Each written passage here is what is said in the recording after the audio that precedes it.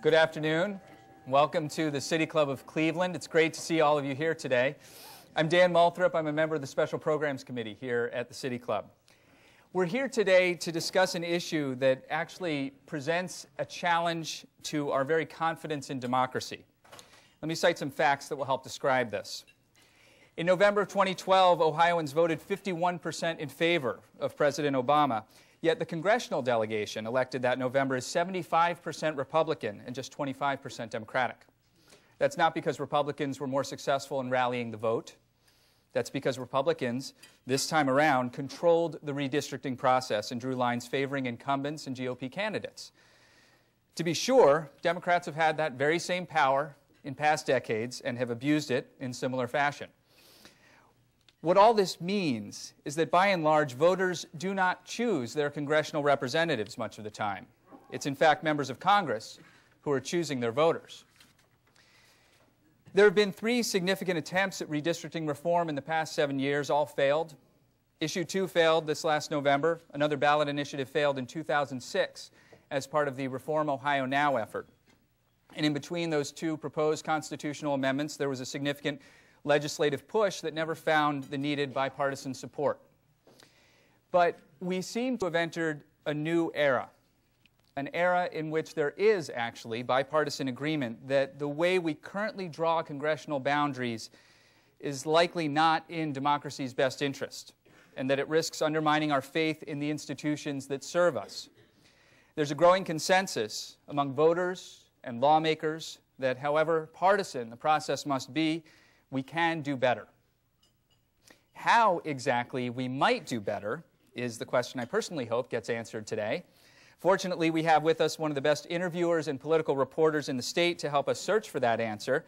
A former colleague, Karen Kasler, is the bureau chief at the Ohio Public Radio Statehouse News Bureau. She's also the host of the television program The State of Ohio, and she'll be moderating today's conversation. I give it to you. Karen Kasler. You flatter me. That's very nice. Well, I'm thrilled to see all of you here and ready to listen and talk about this topic. You know the topic, right? Redistricting, and you're all going to stay? Because this is a really tough topic. I mean, this is incredibly important. You know, it shapes the conversation in Columbus and in Washington. It helps create policy at the state and national level. It informs who we're going to select to go to the State House and to go to the Capitol. It impacts Ohioans for years to come, and yet it is so hard to make this topic interesting. And short of playing a drinking game or confessing to using performance-enhancing drugs or getting the Demora Puppet Theater to come and reenact some things here, this is a really hard topic to make riveting. But we're going to try our best here, and I've got 2 wonderful, very learned people here who are going to be answering, hopefully, some questions that I've got for you. Unfortunately, we have to start out a little bit with a history lesson here. And the first thing I should say is there's 2 things that we're talking about here. Redistricting for congressional seats and redistricting for state house and state senate seats. In the congressional maps, those maps are drawn by members of the state house and the state senate. The maps for the State House and the State Senate are drawn by the 5-member apportionment board, which last time around comprised Governor Kasich, State Auditor David Yost, Secretary of State John Husted, and 2 legislative members who at the time were then Senate President Tom Niehaus, who has since left the Senate, and Armand Budish, the minority leader in the House. Now, that process has been challenged several times, and I think I can safely say that over the last 30 years or so, both parties have blasted that process as being completely unfair in one way or another. And I provide as evidence an article from the Columbus Dispatch, July 1986. The headline is, Ohio GOP welcomes ruling on gerrymandering. And here's a quick line. Since the early 1970s, Ohio Republicans have been forced to run in state legislative districts drawn by Democrats to favor Democrats. In 7 elections from 1972 through 1984, Republicans have been unable to capture more than 43 seats in the 99-member Ohio House of Representatives. Think about that until you think about what's happening now. And the only person who knows these words better than me, who has these words in front of her, is the person who wrote it, Mike Curtin, when he was the public affairs editor of the Columbus Dispatch back in 1986. Mike is now a currently newly elected Democratic state representative from Columbus, and he, as evidence, has been longtime supportive of bipartisan changes in the way that the maps are drawn. Now, we did have some action on this back at the end of last year. Even after Issue 2 was overwhelmingly rejected. One thing Issue 2 did bring about was the idea that both sides, people on both sides, were saying that the process was broken and something needed to change. So at the end of last year, the Ohio Senate nearly unanimously, and let me clarify, the Ohio Senate is dominated by Republicans 2-1, nearly unanimously passed a measure that would have made some changes in the apportionment process. It would have expanded the apportionment board to 7 members and required the approval of at least 1 member of the minority party. It would have required some buy-in for a map to get through. That bill was sponsored by Republican Senator Frank LaRose of Fair Lawn. And Senator LaRose is not new to this issue either. He, last February in fact, joined 3 other lawmakers from both parties to introduce a plan that would put the idea of changing the way the maps are drawn before voters. But that did not make it through in time to make last year's ballot. But he is also an advocate for bipartisan changes in the way the maps are drawn. So we start out with a little bit of concurrence here, but let's dig into this a little bit. So Mike, I'm going to start with you.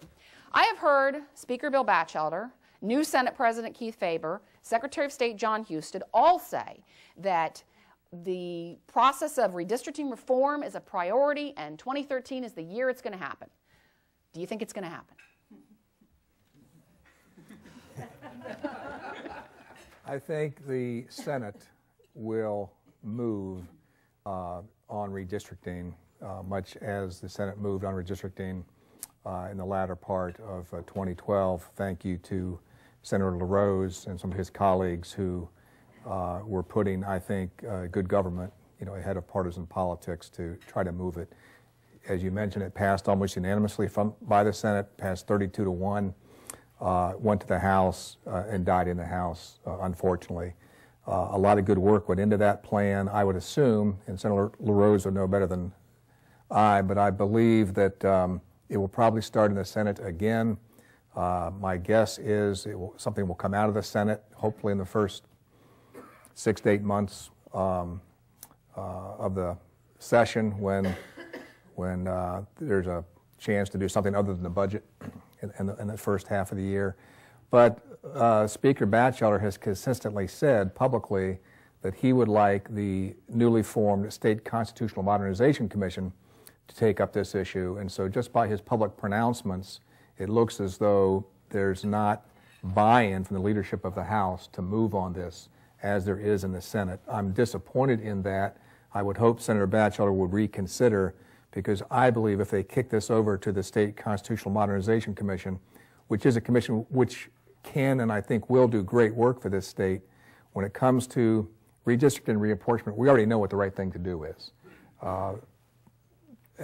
I think that's a recipe for putting it in a deep freeze. And if it goes to the Constitutional Modernization Commission, I think it'll be in the deep freeze for some time to come. All right, Senator LaRose, I want to ask you, it usually takes a lot of political will for something this big that's been talked about this long to happen. Now, redistricting reform would take power away from the majority party, of which you are a member. So why should we expect that this would happen? Because it's the right thing to do for Ohio. I think that the group of bipartisan senators that started working on this all came to the table in good faith because we recognize that the current system is not sustainable and it's not optimal. I'm really proud of the work that we were able to do, and that group was myself along with my friend and colleague Senator Nina Turner from here in the Cleveland area, as well as Senator Tom Sawyer, my friend from the Akron area, and Senator Keith Faber from Salina, Ohio.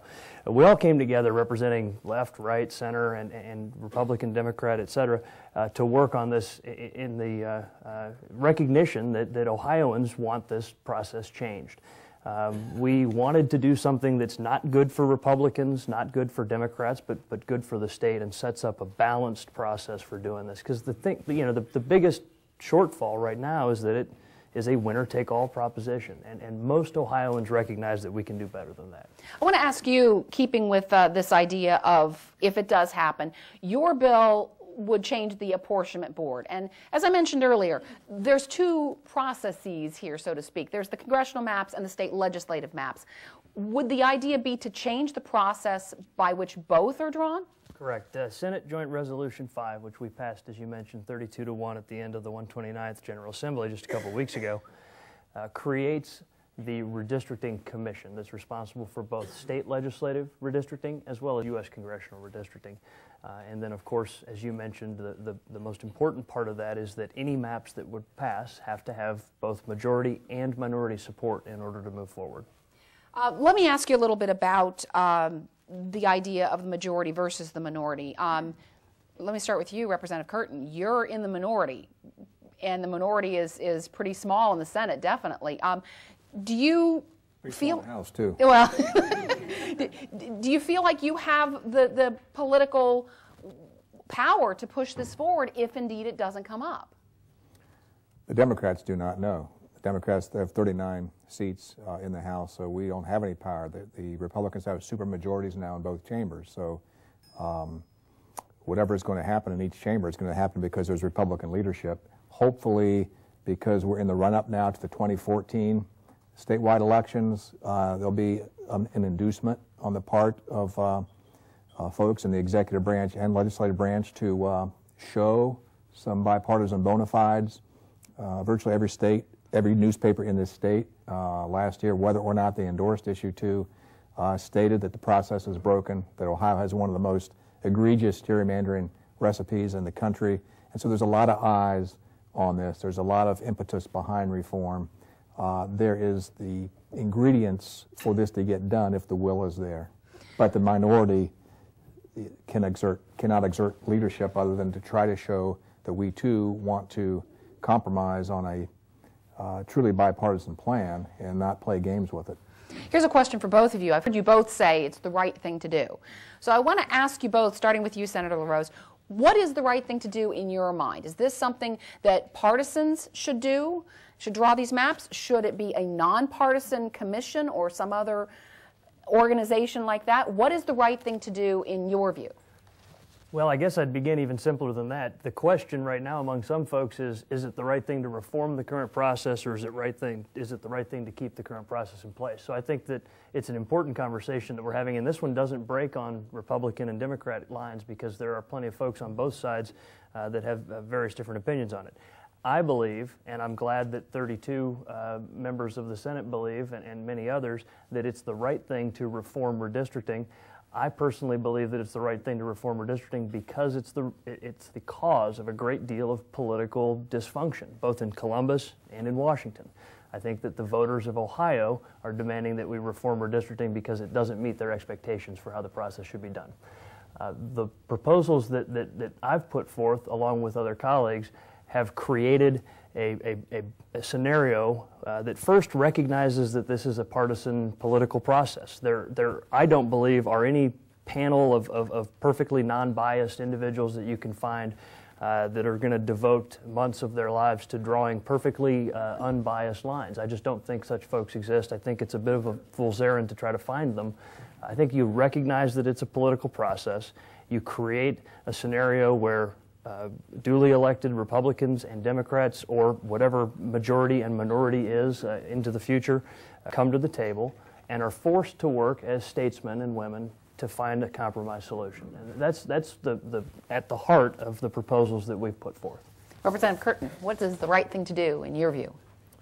Well, the right thing to do would be to have a mechanistic process, you know, a nonpartisan, mathematically driven process that some states have, like Iowa. You know, Iowa back in 1980 adopted a plan that I think makes a lot of sense. It charges its Legislative Service Commission with drawing the plan, and it's hermetically sealed. There's a guy in there that goes in there and does it and follows the mathematical template to get it done, and it works. And it's worked in Iowa since 1980. It's a best practices model in my view. But Iowa ain't Ohio. Ohio is arguably the most sought-after state in presidential politics, if not the most, one of the 3 or 4 most states. It is a national powerhouse when it comes to national politics, and therefore, politically, it may not be possible to adopt that type of mechanistic process, a truly nonpartisan process for Ohio. So I think what was in SJR 5 is the next best thing. And that is basically to make it a truly bipartisan process, to make sure there must be minority buy-in to pass any plan, and to have the sort of Damocles hang over these 7 members on this board so that something takes place if they fail to act that they're both fearful of. But I think, and I have to credit Senator LaRose and his colleagues, I think SJR 5 is at least 90% of the way there. It's a good plan. If I could amend it in any fashion, I would amend it by at least including one sentence in it saying that these 7 members shall strive whenever possible, after having met the requirements of compactness and preserving communities, recognizing and not breaking political boundary lines, jurisdictional lines, that thou shalt attempt to make as many competitive districts as possible once you've met those 2 pillars of compactness and preserving communities. And the reason I say that is there's lots of different ways to draw fair lines. And if we can draw more fair lines to give us more competitive districts, we'll all be better off for it. The last point on that is if you want a recipe for the most unfair lines you could possibly have, you just need to look at the map we have now, and it's true in so many states, so that this past year in 2012, in the Gallup surveys, Congress received its lowest ever approval rating by Americans, and it was 9%. Congress got a 9% approval rating, and yet 93% of Congress people were returned in November, in the November election. 9% approval, 93% return. We've got some work to do. Senator LaRose, let me ask you to respond to what Representative Curtin was saying. What's wrong with his idea? Well, sure. First of all, the 2 ideas that he raised as far as ways to improve SJR 5, which we passed, are things that I look forward to working with the House on. I think that there is great room for improvement. In fact, I'm very open to that. Nothing is ever as perfected as it can be. I think that looking at competitiveness is something that's important. I think that there's room for that in what we're doing. And I think that sword of Damocles, or the dispute resolution that we talked about, is something that, as you know, I introduced in the first the first proposal that I brought, which was SJR 4. And we put forth a process that, as you said, was fearful, something that the party bosses on both sides, if you will, would be significantly afraid of, and would compel them to stay at the table and to get the negotiations done. So I certainly think that there's room for improvement, and I look forward, hopefully, to working with the House on that as we move forward with it. And speaking of things to be fearful of in the future, is this really the year for something like this to happen? Because the longer you wait, the closer you push up to the next redistricting deadline. And so is now the time to do it? I think it has to be. And this is the conversation that started last year on the back of the House floor with myself and Representative Duffy and Representative Celeste and Senator Sawyer. We all started a bipartisan group. A bipartisan group. We got together and said we've got to start working now to do something about redistricting, because the closer you get to the next decennial census, the closer you get to the next redistricting process, the less likely it is that you can reform it. I think that was the lesson of a few years ago when the Republican-controlled Senate passed redistricting reform, and it died in the Democratically controlled House because there was a calculation made that maybe the status quo is better for us at this point. I think that was ended up being something that maybe they regret.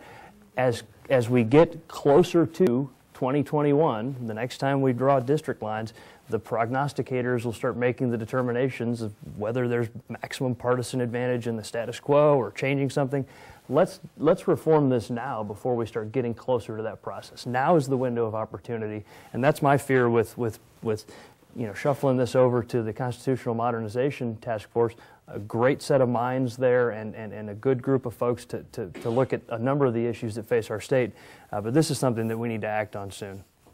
And how do you feel about that, Representative Curtin? I mean, like Senator LaRose said, there's always calculated moves on who's going to be in charge and who's making predictions on what's happening in the future.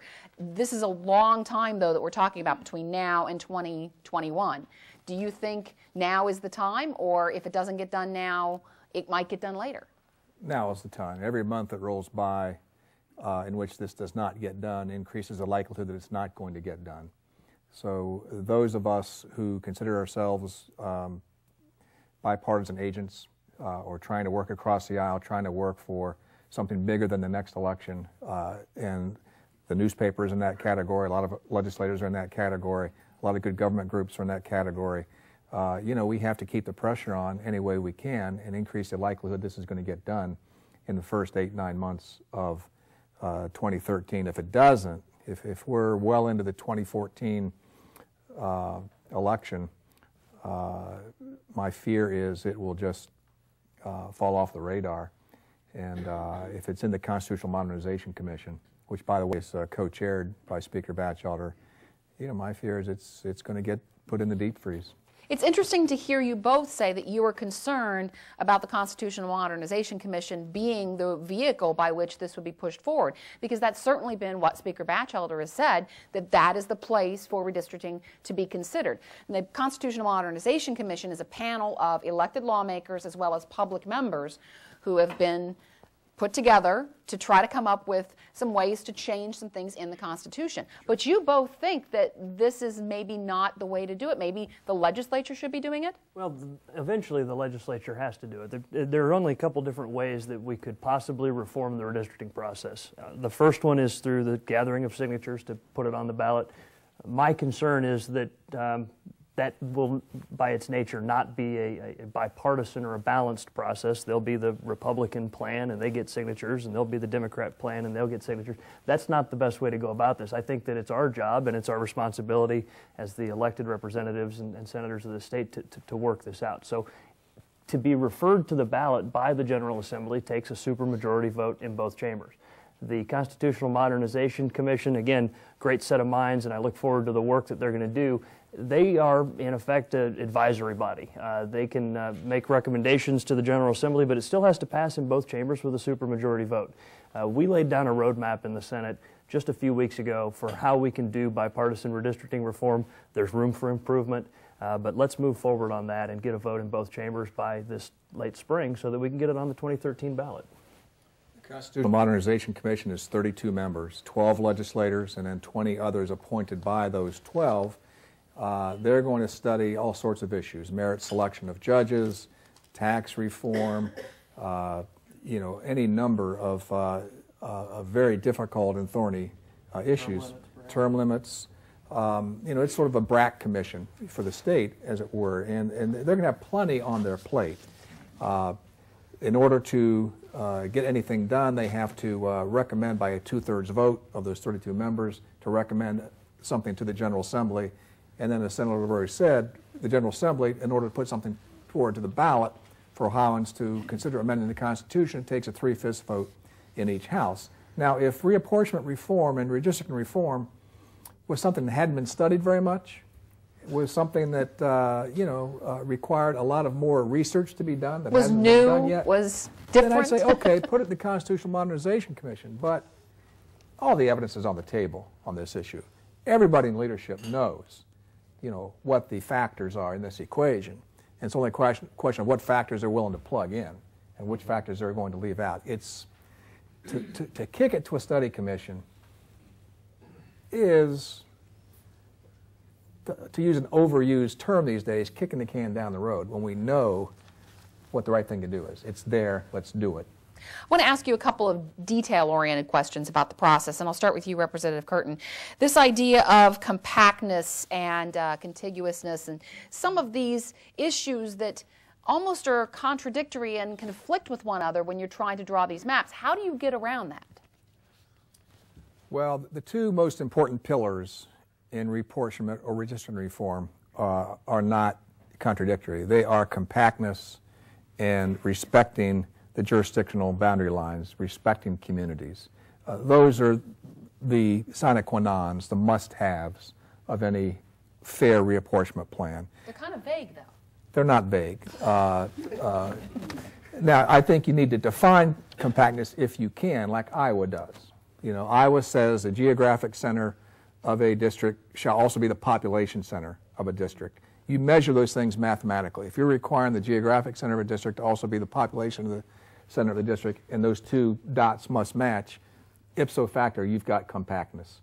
And if you're also requiring thou shalt break as few political boundary lines as possible on your way to equal population, you're going to have a good-looking district, a district that the average sixth grader will say makes sense, unlike these.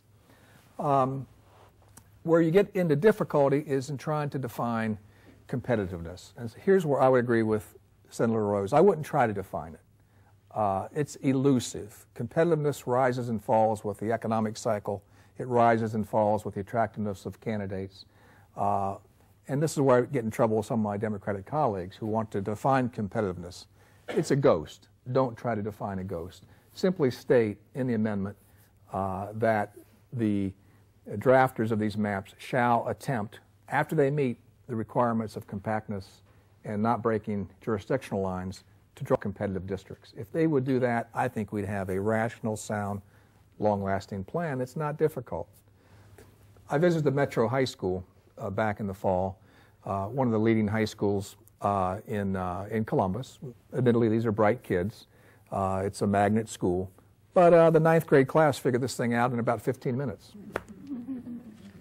Well, they're dealing with different factors, I think, than what we're dealing with at the State House, certainly. No, they took all this into consideration and they figured it out in 15 minutes. So, Senator LaRose, I want to ask you this idea of these terms being difficult to define, and how do you define them, if you define them at all? Yeah, and they do at times conflict with one another. I mean, preserving communities of interest is an important principle, not only in our minds, but also in federal voting rights laws and case law. Preserving district, community, municipal lines to the extent possible, and county lines to the extent possible is an important thing. Drawing geographically compact districts is important, but there, I would argue, aren't a great set of one-size-fits-all strictures or formulaic approaches that you can take to this. Ohio differs vastly from Iowa. Iowa is pretty homogeneous ethnically, and it's pretty square in shape. We are, thankfully, a more diverse state than that, and that's something that I think is our strength here in Ohio. We cannot necessarily draw lines that are perfect circles or perfect squares and also preserve those communities of interest. The couple things that we did in SJR 5, I think that there's a good discussion to have about competitiveness. One of the things that we put in there, however, was that no lines can be drawn for exclusively partisan advantage.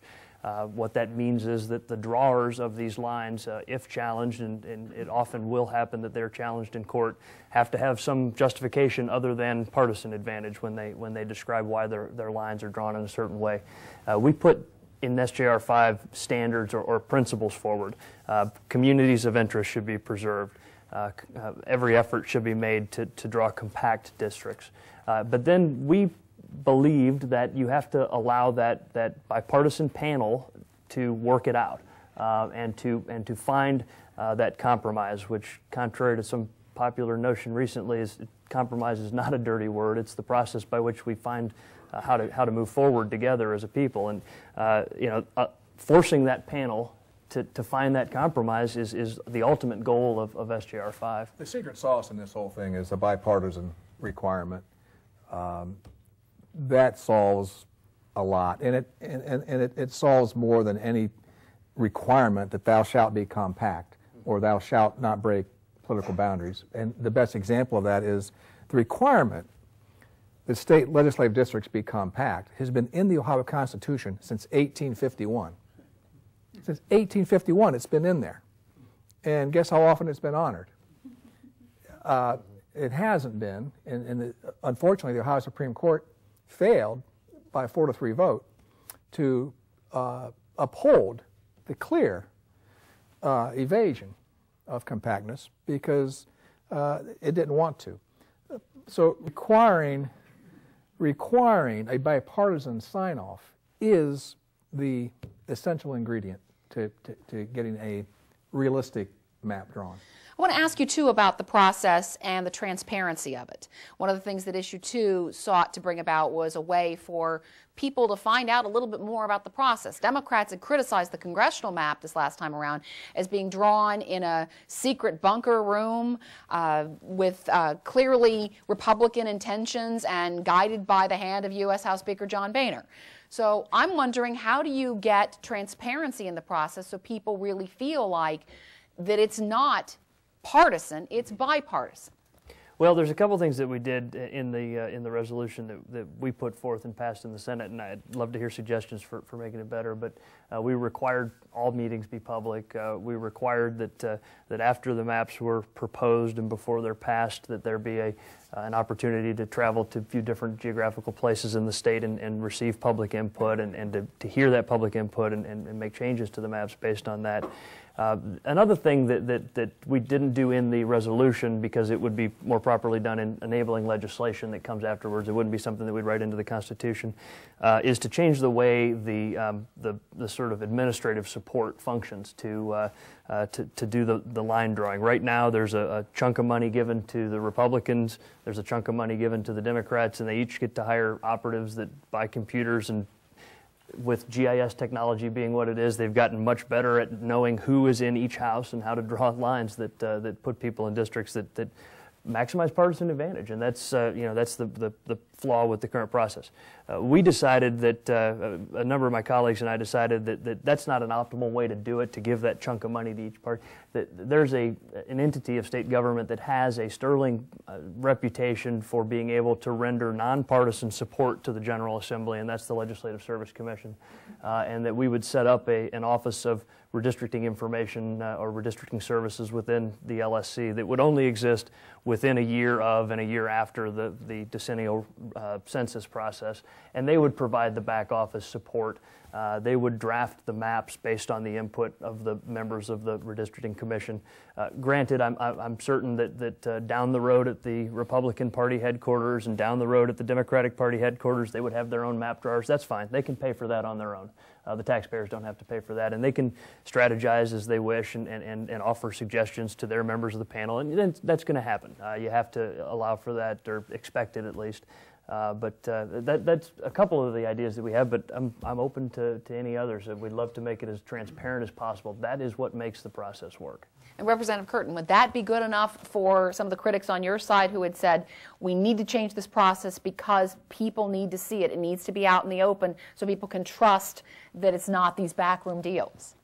Transparency solves a lot, too. Bipartisanship solves a lot. Transparency solves a lot. As Benjamin Disraeli said, sunshine is the best disinfectant. A lot of people said that historically. It is. Allowing the public to submit their own maps is a phenomenal tonic. Transparency is precious. We're going to pause for a moment for the mid-program announcements. Today at the City Club of Cleveland, we are listening to a Friday forum featuring Ohio Senator Frank LaRose and State Representative Michael Curtin in a conversation with Karen Kasler from IdeaStream Statehouse News Bureau. We're discussing redistricting in Ohio and redistricting reform. We will return momentarily for the traditional City Club questions. Please formulate your questions now, and we encourage you to be brief and to the point and challenging, please. We welcome all of you here and those listening to 90.3 WCPN IdeaStream, WCLV, WTAM, or one of the many radio stations around the country carrying this broadcast. Our television broadcast partner is WVIZ PBS IdeaStream. Television broadcasts of the City Club are made possible by Cleveland State University and PNC. Our live webcast is supported by the University of Akron. Closed captioning of our programs is made possible by the Nordson Corporation. Now we would like to return for our traditional City Club questions and answers. We welcome questions from everyone, including guests and especially students. Holding the microphone today is Program Director Carrie Miller. Our first question. Hi, how you doing? Do you think that if you redistrict, the funds for Ohio will change? Question is, if we change the way we draw district lines, will the funds for Ohio change? And I think that the answer is yeah. The way that a state spends its funds is a reflection of its values. The state decides what its values are based on the people that serve down in Columbus, and so a more competitive districts, for example, could inject more competitive debate into that process. I'm wondering, too, as a follow-up, if you change the district lines, do you change the numbers in the House and the Senate, simply put? Would you get a more even split? I think that there's a possibility for that, certainly. I think that there's a possibility, but at the end of the day, elections matter, and good candidates matter, and candidates that stand for something and allow the people to make a decision about who they're going to select. There have been plenty of examples where people win in lopsided districts that aren't to their political advantage based on the numbers, but sure. I think the House and the Senate both would be much closer to 50-50 election cycle in and election cycle out if we had true reasonable districts.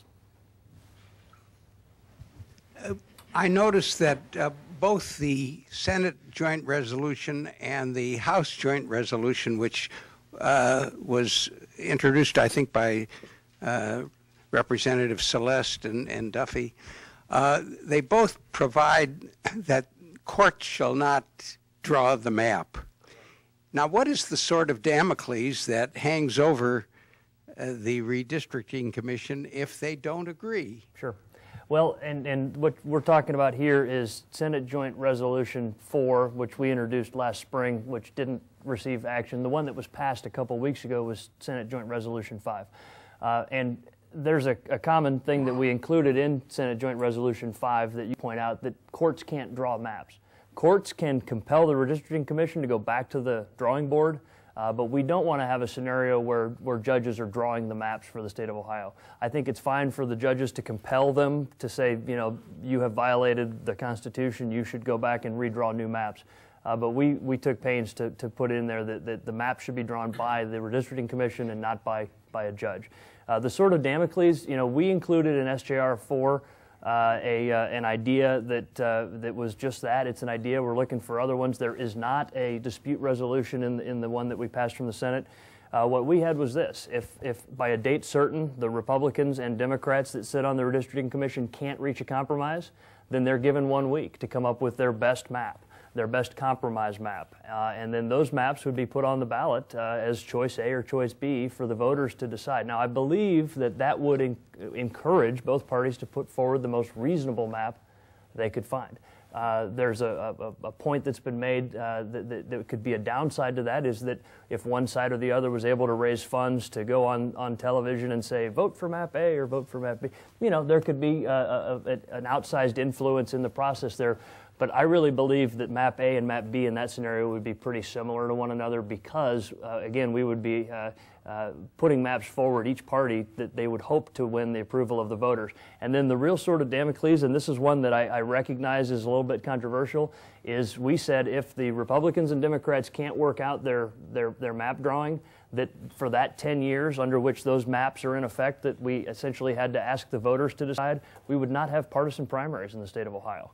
Essentially, it could be a Republican and a Democrat, or two Republicans that advance to the general election. We would go with nonpartisan primaries in the state of Ohio. Now, that's something that both parties are a little leery of because they lose some control of the process. But again, it's meant to never get to that dispute resolution, right? And it's meant to be something that that the parties, both the political elite, if you will, are afraid of, and that's and that was our idea for that. SJR 5 did not contain a sword of Damocles. It was silent on a dispute resolution format. One idea that some states use is a coin flip. It's the ultimate truth serum. There are pros to it and cons to it, but it's simple and it's scary. Mm-hmm. I have concerns on the coin flip, and the representative I have talked about this before. I think that's an adequate way to determine who kicks off at the beginning of a football game, but it's, and again, I don't mean to belittle it because it's a completely statistical, 50-50 opportunity. But in that scenario, if a coin flip were to pick the map, then each party would be incentivized to put forward the most partisan map that they could draw, knowing that they have a straight statistical 50-50 chance of their map getting the nod. And I think ultimately we want to try to avoid that eventuality that could come up. This is one of the most interesting discussions I've heard in City Club in a long time. And as you said, Senator, the word compromise has become a dirty word, which we're seeing the effects of that on a national basis as well. In light of the overwhelming support that did in the Senate, I would address this to Representative Curtin. Are there enough Republicans and Democrats in the House that could persuade the Speaker or to get around the Speaker if need be, to get the Senate version discussed and voted on in the House?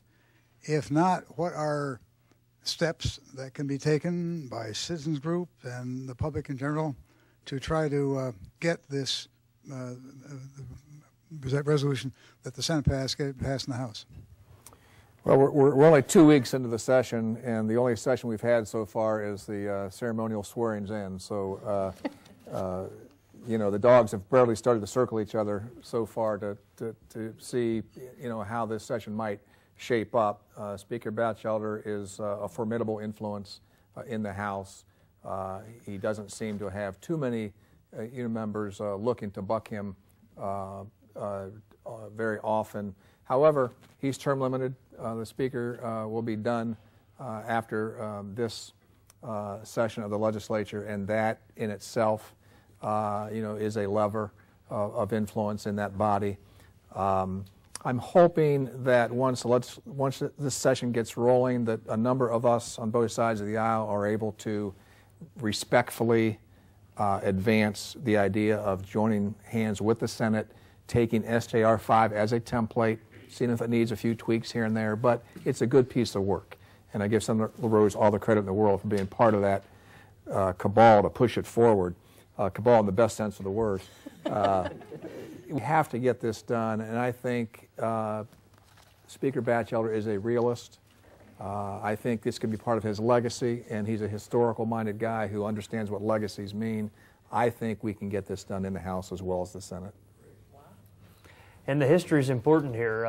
It may be worth noting that, that this year marks the 200th anniversary of the term gerrymandering. It's been changed to gerrymandering, but named for Elbridge Gerry, the governor of Massachusetts, who incidentally was redrawing state Senate districts at the time, and one looked like a salamander, so the newspaper called it the gerrymander.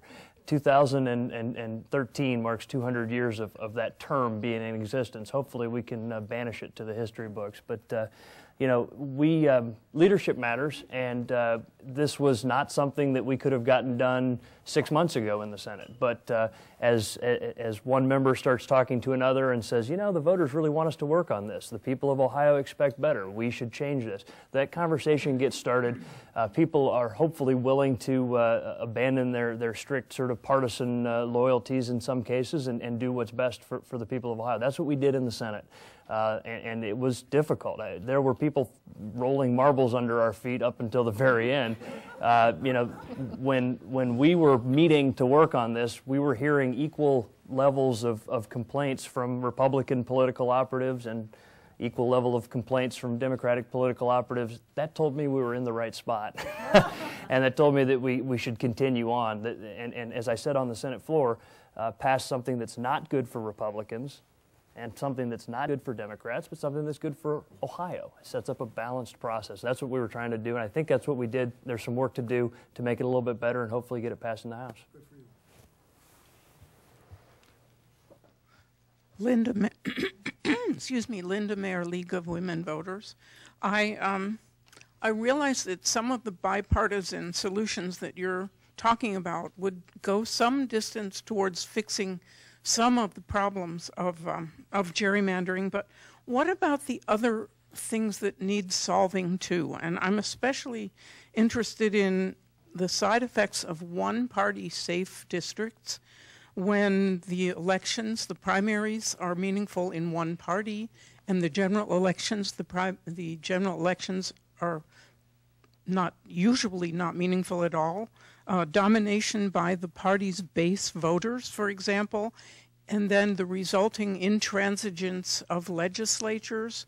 I think this all goes back to redistricting, and I hear your plans fix some things, but they don't fix those kinds of things. Could you comment on that? Redistricting is not a silver, reform of redistricting and reform of apportionment is not a silver bullet. It by itself, if we could get it done tomorrow, would not solve a lot of this hyper-partisanship that we're seeing. There are all sorts of factors that go into this equation that's poisoning our politics, but it's an essential step. I think it would be a mistake to think that if we can get reapportionment reform done, redistricting reform done, we would therefore, you know, have a grand return to some mythical era of, problem-free politics. Money in politics today, the money it takes, is at least as big a problem as the type of districts we draw. The splintering of the media into 1,000 different my blogs versus your blogs, is part of that poisoning of the well of our politics, as well. This coarsening of our politics is not all going to be solved by reapportionment and redistricting reform, but this is one thing we can do to get us to start to change the trajectory of our politics, and I think it's an essential thing that we do. And if we can draw the kind of districts that respect communities, respect voters, then I think we can start to draw perhaps a different type of candidate back into electoral politics, folks who right now are turned off from running, and we need to incent more and more people into electoral politics, and right now we're driving people away from participating in politics. So I would agree with you, as I said at the beginning, that the way we draw district lines is the cause of great political dysfunction, both in Columbus and in Washington. And part of the answer is reforming the way that we draw district lines and doing so in a thoughtful and balanced way. Part of the solution is quite frankly, the involvement of good community groups such as yours. I see you're wearing a League of Women Voters pen, and they've been so instrumental in this state and continue to be on this issue and many others. The fact is that certain provisions of any redistricting plan are going to be, again, exclusive of one another, such as competitiveness and communities of interest or compactness. And so competitiveness is an ideal to strive for, but there are certain districts, because of their geography, that you can't make them compact or competitive and compact at the same time. And so that's something that we should strive for, but not something that you can always achieve. I agree with the representative. There are a number of other things. The way that we do campaign finance is an issue.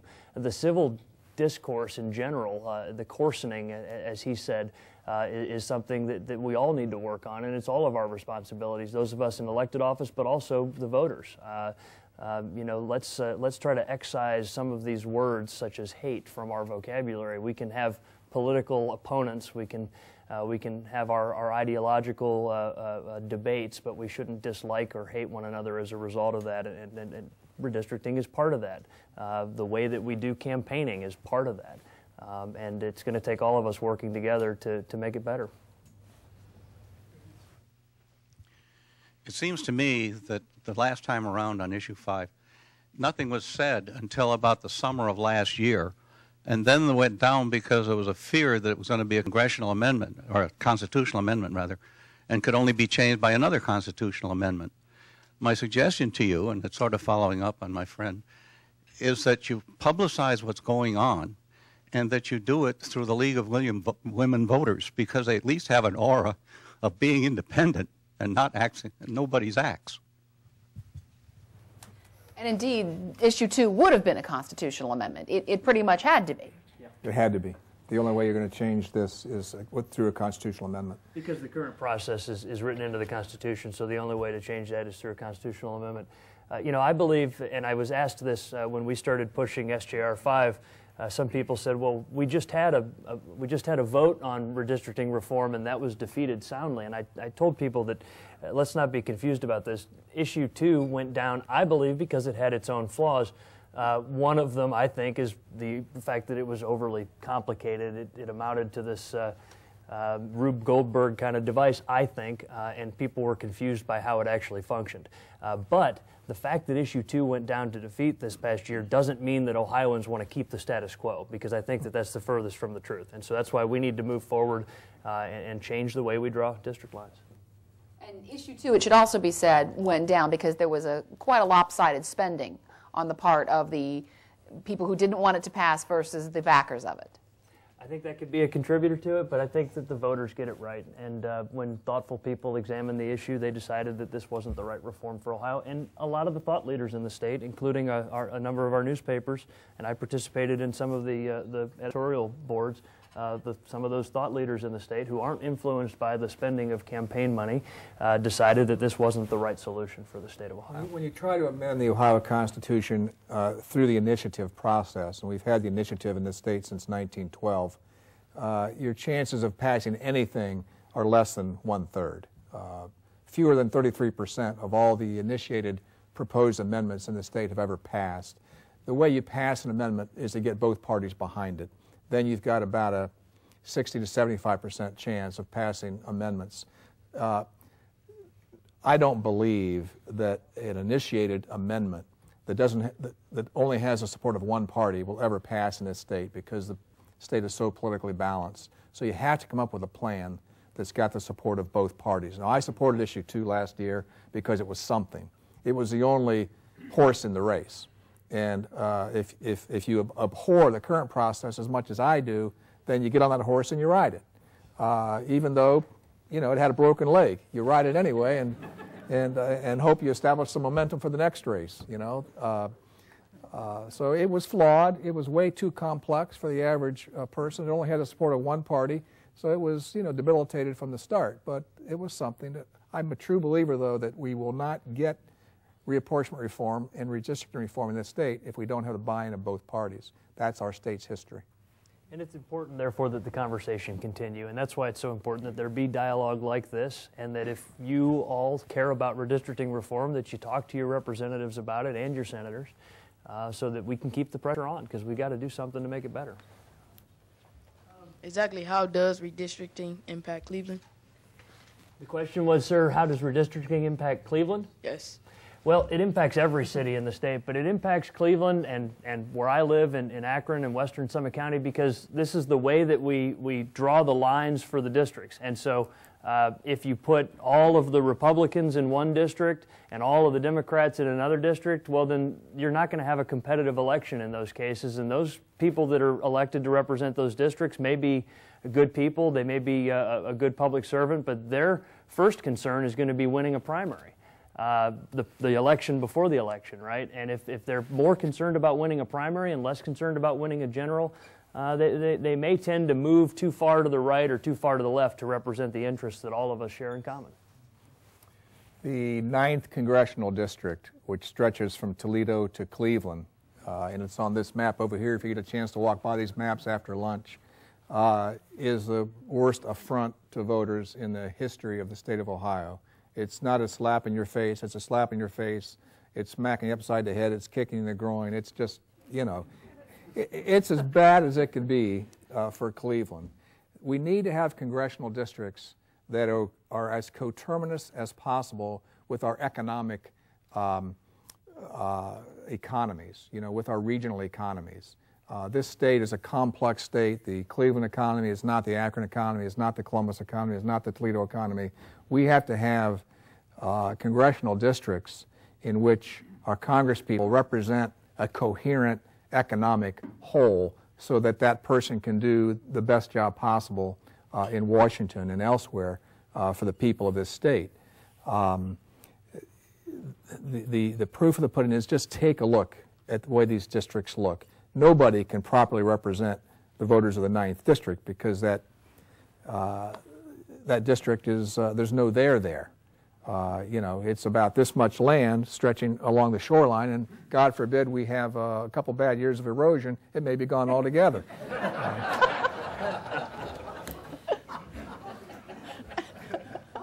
I want to thank you both for this discussion and for your candor in laying out how serious this problem is to our governmental system, both in Washington and here. But what I'm hearing described, unfortunately, is a plan that kicks the can down the road and says, okay, voters, we hear you. We hear how serious this is and what a problem it is. But the ultimate fix isn't going to happen until we're all term limited and we all go home, and you'll get your solution in 2022. And so we're left with the mess that the Congress and the legislature creates and continues to create, and where elections don't count, because we're kicking this down the road to 2022 until the voters get the solution. So you didn't comment about the when other than the implication was 2022. So I'd like to have your response to that. Yeah, I've heard that argument, and I've thought a lot about that one. As predictably, we have a suboptimal process currently for drawing districts, so we shouldn't be surprised when it yields a suboptimal result. That said, I think one of the hallmarks of a stable and strong democracy is predictable processes. I've had a chance to travel a lot to the developing world, and one of the things that I've noticed is a problem in many of those places is the unpredictable nature of these power swings that go vastly from one side to the other. All I mean to say by that is we draw district lines following the decennial census. As suboptimal, bad if you want to say, as the current lines may be, there is a history in our state of both Democrats and Republicans drawing lines that maximize partisan advantage. And there's another interesting history to this if you look back to the 1800s. And I wrote down some of the dates because I was studying up on this, and I believe if you look at history, you can know a lot about the future. There was the first time that we drew district lines off of a decennial cycle was in 1844.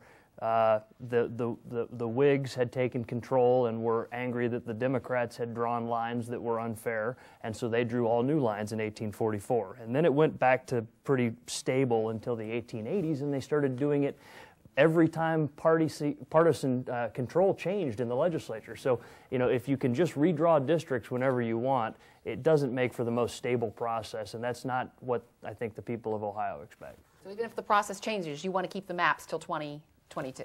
Well, first of all, I think that... Real quickly. I think that pragmatically speaking, that's the only way that we'll get something passed in a bipartisan way. And I also think it's the most stable thing for our democracy as a state to have that predictable process. Every 10 years, following the census, we redraw lines. And Representative Curtin, well, the Democrats real quickly. The Democrats will push like hell to move that date from 2021 to something more reasonable, like 2016 or whatever. But we don't have the votes, so all we can do is pound the table.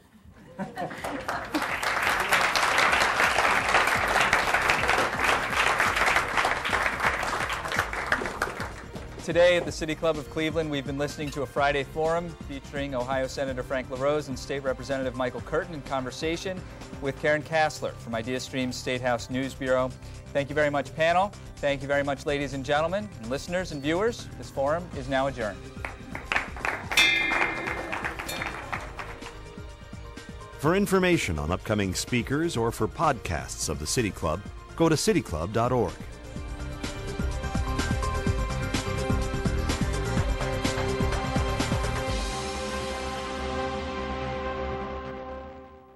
PNC is proud to support the presentation of this City Club of Cleveland Friday Forum on WVIZ PBS. Additional support comes from Cleveland State University. Support for closed caption transcripts of City Club forums is provided by the Nordson Corporation Foundation.